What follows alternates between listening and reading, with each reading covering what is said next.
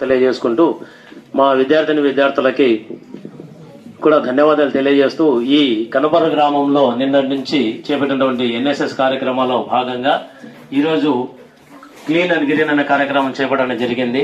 ఇందాక మన HM sir అందరికీ చెప్పారు, రైట్, మన పరిసరాలను మనమే శుభ్రం చేసుకోవాలి, తద్వారా మన ఆరోగ్యాన్ని మన చుట్టుపక్కల ఉన్న వాళ్ళ ఆరోగ్యాలని కాపాడుకోవాలి అని చెప్పేసి, రైట్.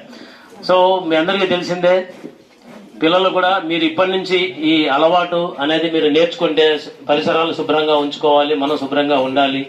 అలా చేస్తే మన ఆరోగ్యాలు బాగుంటాయి, రైట్. ఈ చిన్న చిన్న జ్వరాలు అలాంటివి కూడా రాకుండా చేసుకోవచ్చు అనమాట. ఈ వయసులోనే మీరు ఇవన్నీ అలవర్చుకోవాలి. సో మీకు తెలియకపోతే మీ మాస్టర్లను అడగండి, వాళ్ళు కూడా ఏది ఆరోగ్యకరమైన అలవాటు అనేది మనకి చెప్తారు. అది పాటిస్తూ ఉంటే రైట్ మనందరం బాగా ఉంటాం. సో మీరు కూడా మీ తల్లిదండ్రులకి చెప్పండి, వాళ్ళకైనా చదువుకున్నంటే వాళ్ళు మీకు నేర్పిస్తారా, లేకపోతే మీరైనా చెప్పొచ్చు తల్లిదండ్రులకి, రైట్. పరిసరాలు ఎంత శుభ్రంగా ఉంచుకోవాలి, ఈ క్లీన్ అండ్ గ్రీన్ వల్ల ఉపయోగాలు ఏంటి, మొక్కలు నాటితే రైట్ భవిష్యత్ తరాలకు ఎంతో ఉపయోగకరంగా ఉంటాయి.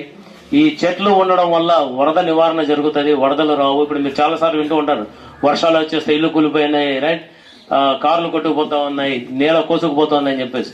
ఈ చెట్లు అనేది మనము రైట్ పెంచితే గన ఈ చెట్లు భూమిని కాపాడితే తద్వారా మనకు కూడా ప్రమాదాలు జరగకుండా కాపాడిన వాళ్ళం అవుతాం.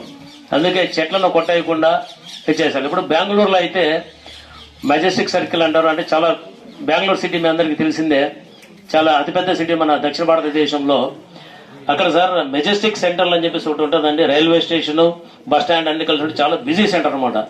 అక్కడ రోడ్డు వెడల్పు చేయాలి, ఒక పెద్ద చెట్టు ఉంది.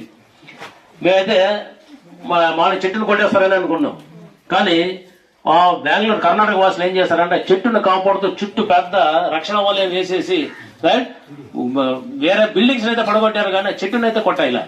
సో అలాగా వాళ్ళు రైట్ చెట్లని కాపాడుతూ వచ్చారు.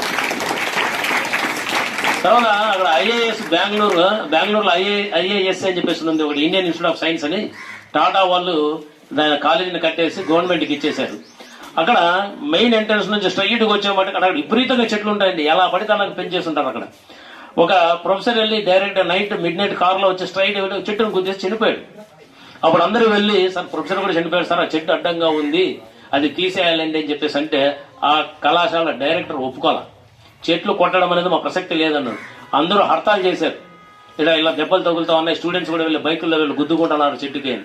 అప్పుడు ఏం చేశారంటే ఆ ఒక చెట్టు కొడితే ఎంతమంది ఇక్కడ ఉన్నారో ఒక్కొక్కరు 100 మొక్కలు నాటిన తర్వాత దాన్ని పెంచిన తర్వాత చెట్టును కొట్టాలని ఒక సర్క్యులర్ జారీ చేస్తే అలాగా కొన్ని